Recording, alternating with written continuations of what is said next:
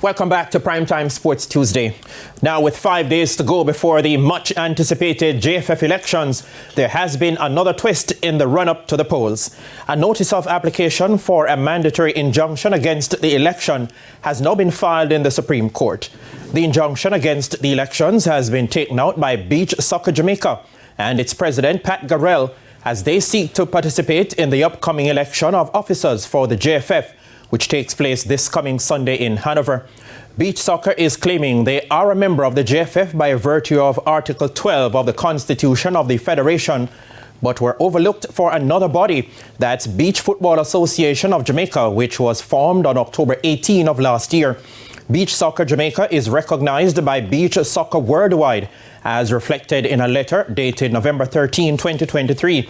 In the circumstances, Beach Soccer fears that without the intervention of the court, the JFF will convene the elections on January 14 and deny them their constitutional right to vote.